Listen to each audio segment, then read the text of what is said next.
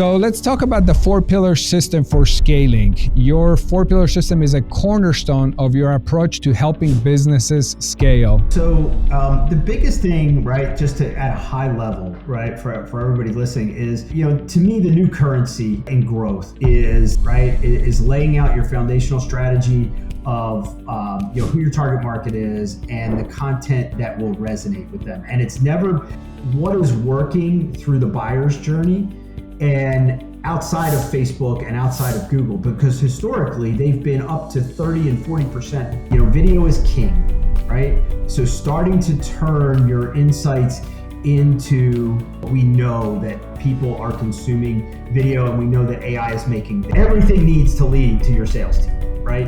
Whether that's a direct buy or it's a booked appointment with one of your sales reps, it just depends. Hey, if you have a good person that's doing content and they use AI, it makes them 100 times better. And that's the part that most... How important is customization and building strategies that drive long-term success? It can't be kind of overstated enough. It depends on where you want to innovate, right? You can't innovate everywhere, right? You can optimize everywhere, but you can't.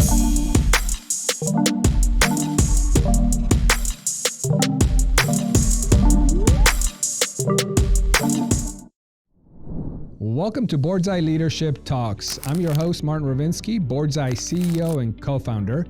And today I'm thrilled to welcome Brent Muller, a growth strategist and data-driven innovator who's transforming how businesses scale. As the co-founder of Lift Certain and CEO and a partner at Valeo Growth Partners, Brent helps B2B leaders harness the power of data and AI to break revenue barriers and drive sustainable growth. His proven strategies, including the 4-pillar system for scaling, have delivered remarkable results for clients across industries. Join us as we dive into Brent's approach to innovation, scaling, and empowering leaders to succeed in today's dynamic business environment. Brent, welcome to the show. Martin, thank you for having us. It's an honor. Awesome. Really I'm excited. We go way back, so we do. There's quite a bit I know, but I'm excited to share some of this with the audience. So this will be fun. Yeah, absolutely. So let's talk about the 4-pillar system for scaling. Your 4-pillar system is a cornerstone of your approach to helping businesses scale. Can you walk us through these pillars and share how they have revolutionized growth for your clients? Yeah, absolutely. So the biggest thing, right, just to at a high level, right, for everybody listening is that, to me, the new currency, right, in growth is eyeballs. And that we're all competing for the attention of our ideal customer profile, right? And so it's getting more and more difficult. COVID, threw everybody into the deep end of the pool, as most people know. So, and what that's done is it's made what used to be a little bit easier in paid media, right, to capture attention. It's made it more expensive, and two, it's made it more competitive. And so, which means that there's more ads out there, there's more competitors, and so you're really trying to capture and keep attention at a harder clip than ever.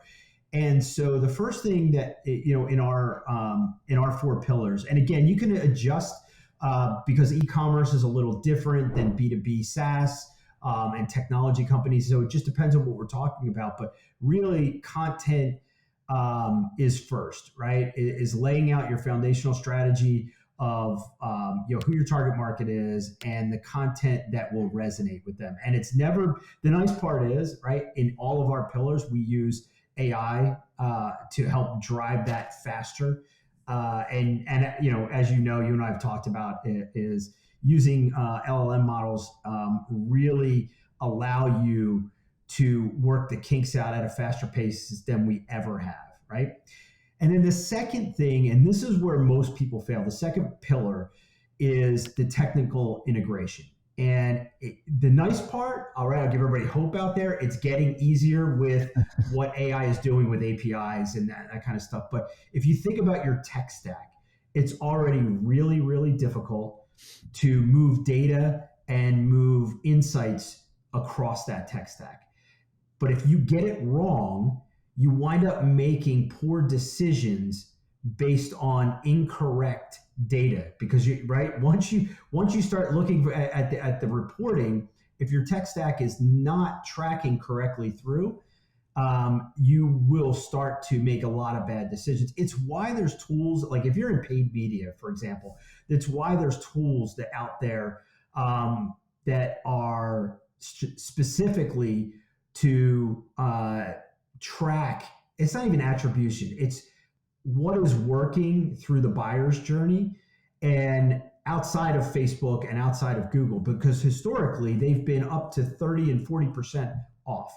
And so what that means is if you're a media buyer running paid campaigns, you wind up turning off ad sets that are working because the data is incorrect. So getting the foundation of the tech stack correct and getting it working across is why pillar number 2 comes so high in the in our system. And it's once you get that right, you can then make data-driven decisions, right? Then the next thing is, video is king, right? So starting to turn your insights into scripts and messaging, right, is the next piece of the equation, right? And we do content of all types, but we know that people are consuming video, and we know that AI is making that easier, right? And again, we have names for everything, but what I'm trying to walk people through is the thought process and the order in which you should stack this. Yeah. And then obviously that's when you get into all the channels, the omnichannel approach. And so you want to be everywhere where your potential customer lives, right? In the B2B world, it's going to be different than the direct-to-consumer world.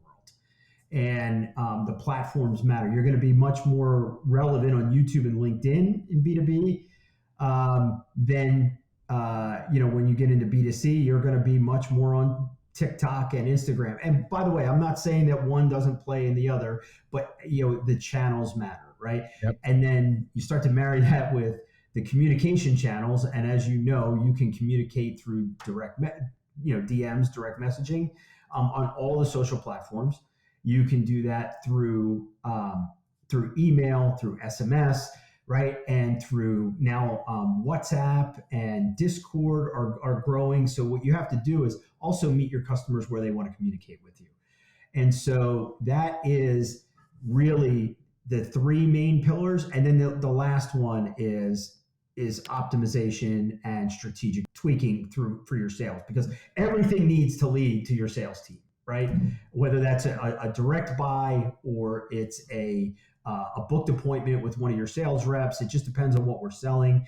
But at the end of the day, that whole thing is where it's almost like a circular equation. And again, going back to if you do it right, you get great reporting, and then you're able to make data-driven decisions. And the AI is just making each of these pillars easier to implement and faster and more accurate. And so to me, that's what's changed the game for us.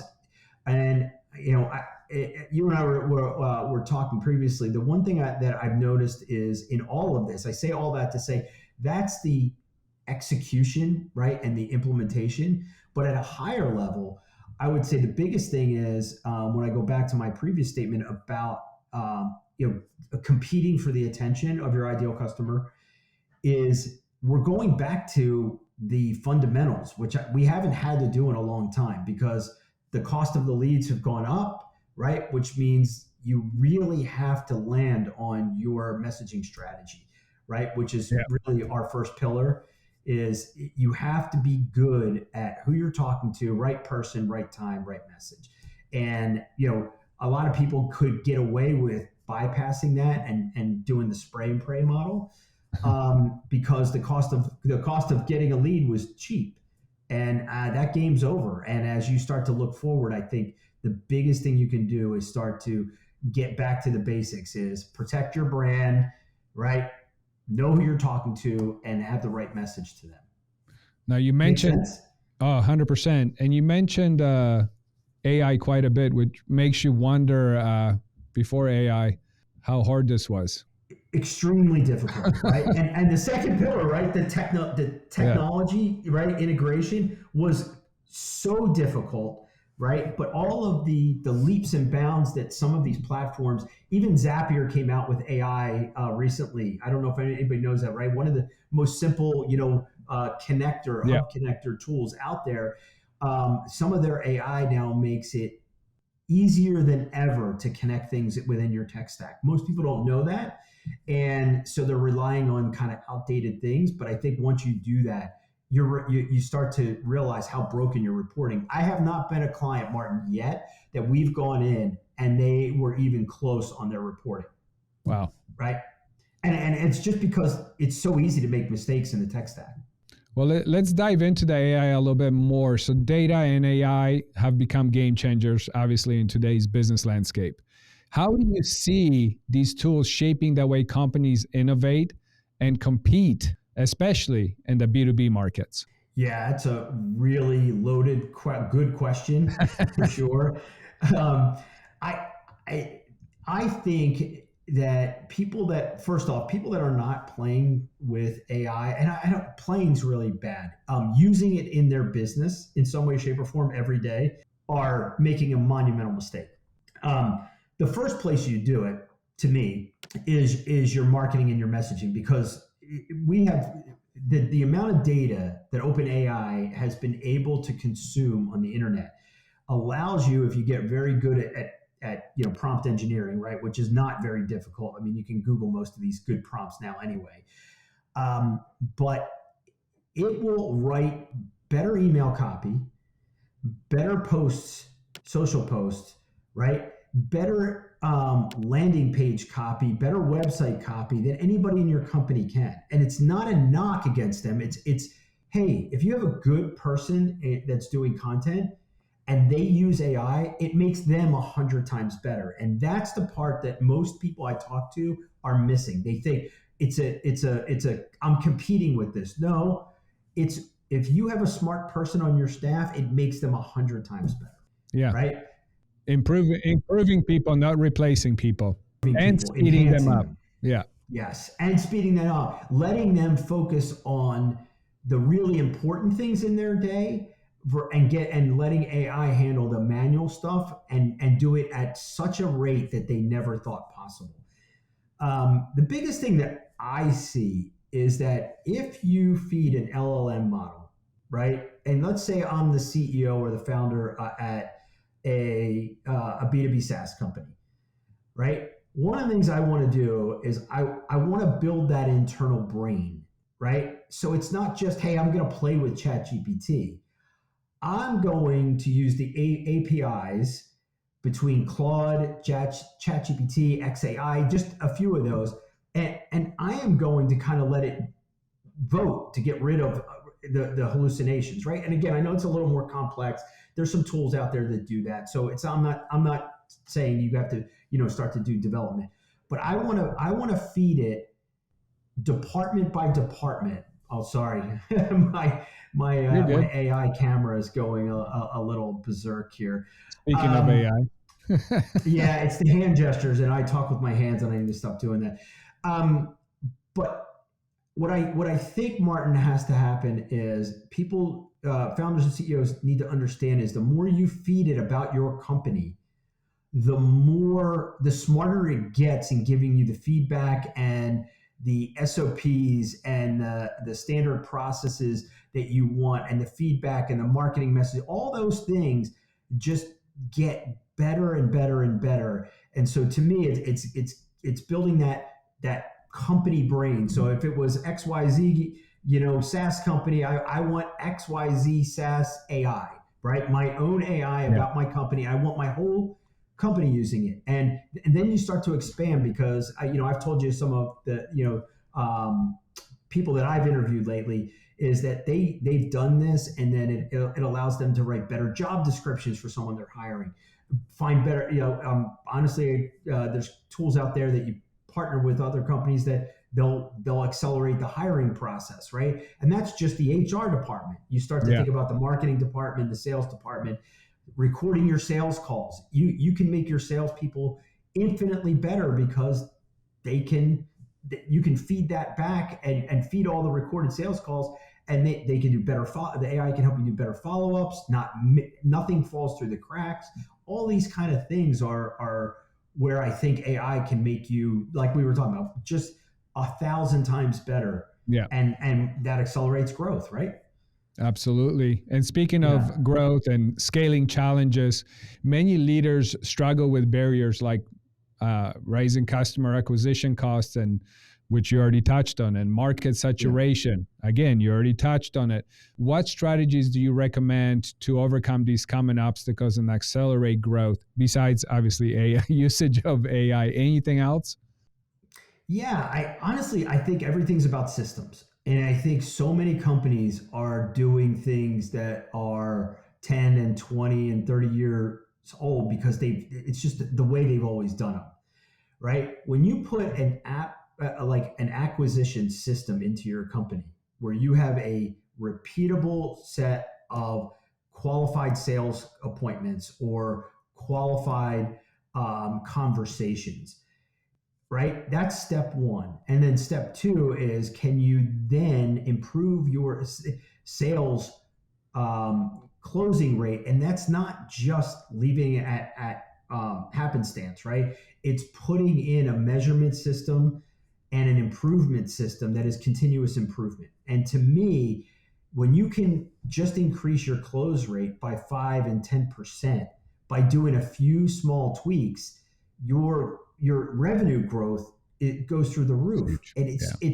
I think we were talking about before, it's, little hinges swing big doors, right? Yep. So an acquisition system and a sales improvement system, and there's simple tools out there that will record all of this and ensure that you don't miss follow-ups. Things like Gong and there's quite a few out there, right? Little things, tools and things that you can add on are how you can accelerate growth in a big way. And then obviously you just extrapolate it down the line, right? Can you get better at your content marketing, right? And with that is where AI in a big way can make what used to take weeks and months, right? You could write a year's worth of blog posts in a day, right? Probably in an hour if you do it right. But you want to proof them, but then you just proof them once a week, right? And now you're writing 360 blog posts and that used to take you forever. And an employee, now you can refocus that effort. So, but going back to your scaling, it is 100% putting systems in one at a time, right? Acquisition on the marketing side for leads, and then putting sales improvement in. Nice. And you also talk about tailoring solutions, which we kind of did just now, all geared towards success, emphasizing on creating messaging that aligns with the market trends and integrating scalable systems. How important is customization and building strategies that drive long-term success, not just success for tomorrow, but long-term success? Really, really good question. It can't be kind of overstated enough, right? Is that you need to put in things and customize them, and that is the best part of using really smart tools and systems that you customize for your unique business, right? It has to align to your sales cycle. It has to align to the strengths of your team. But a lot of that now is very easy to customize. And, again, we can use, I always go back to, because I believe it's AI or die going forward. and that's just my core belief. And it's not that, it's kind of what we just said. It just makes your team that much better and that much faster, but it also allows you to get variations of things. Imagine just saying, hey, give me 5 variations of this message. And you go, you know what? This really resonates. But then you pick the one you think is the winner. And this is where I'm a big fan of letting data decide, right? Yeah. You can test all 5, you can test 3. And the data and the results is how you go forward. And that's that continuous improvement we talked about. And so to me, it goes back to systems. You put systems in place, you measure and monitor. And, the old adage, right? You cannot manage what you don't measure. And we just have too many companies. I work with a number of them where they're just still using such old school tactics. They think they're on more to the forefront, but when you realize how much how many things are out there to help them and very, very low investment or lift, right, to integrate now, because that's part of it. Most department leaders are thinking, oh my God, if I have to put another tool in or another thing, but what if I put one thing in or replace it that makes your life easier instead, right? It's Yeah. cheap, faster, better, cheaper. It's hard to argue with that. Yeah, very, very hard. So your work centers on empowering business leaders to leverage their strength and drive, obviously, change. What advice would you give to leaders looking to foster innovation and create lasting impact within their organizations? Oh, that's a great question, right? So, to me, it depends on where you want to innovate, right? You can't innovate everywhere, right? You can optimize everywhere, but you can't innovate anywhere. So, my advice would be to innovate where your core strength is, whether it's your product line, right, or whether it's your key differentiator in your service. But that's another thing as you look across your competitors' landscape, right? There's lots of things to be able to analyze, your message in the market versus theirs, and how do you stand out? And to me, that's a small piece of innovation, but it's how you differentiate yourself in the market. And I just don't think that can be understated or overstated enough, because you do wind up coming up against your competitors, and and you shouldn't be afraid of competition, but you should be it should be very easy for your sales team and yourself to explain how you set yourself apart and why customers want to work with you. Absolutely. Yeah. So Brent, I'm curious. I as long as I've known you, I haven't really asked you this part, so I'm actually excited. Yeah. Go. So what was Brent like as a kid? Oh, that's really, really good. Uh, I grew up in a tiny little town in New Jersey. I was definitely a middle of the road wannabe athlete. I played all sports, but was never one of the best. And I knew I had a shelf life in that area. I just had fun doing it.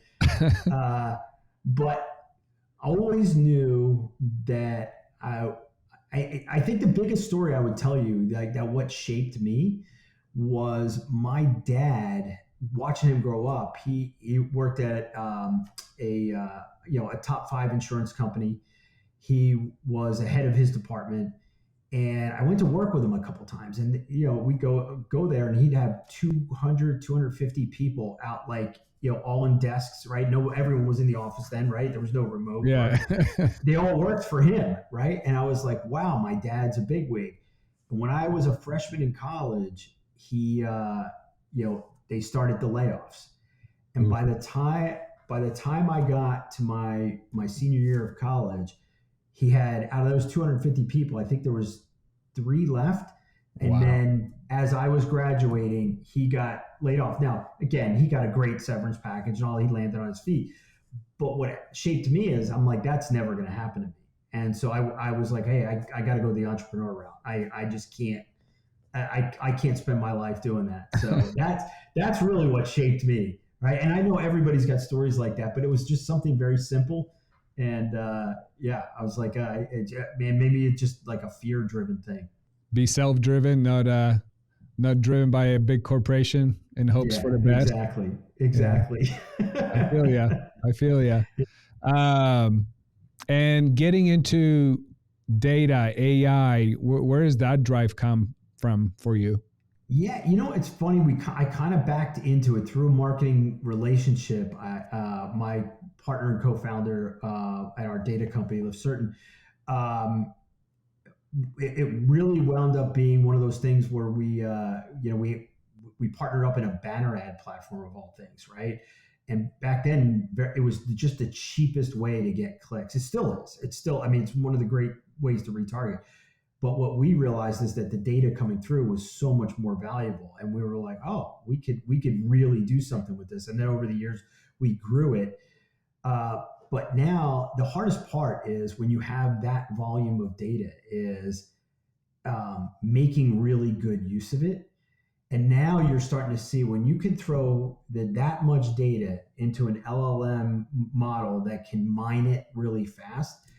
Think about, and this is where I think it's going, right? To answer your question is, I think you're going to be able to say, hey, I had 1,000 sales last month, right? Whatever industry that is, right? Or I had 100 sales, or if you're an enterprise, I had 10 sales, right?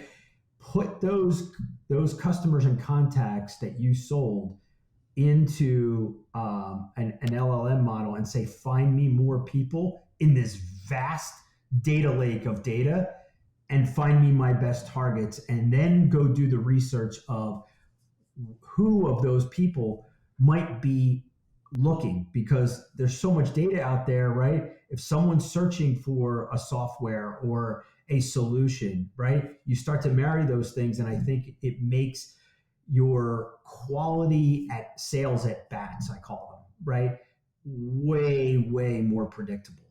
And I think that's where it's going. I think AI is, Google's been doing this for years, right? They did an experiment. I don't know if you guys know this in I don't know if I told you the story, but they did an experiment 4 or 5 years ago where they went to Texas, I think it was Texas, and they dipped their toe in real estate to do it, basically a beta test.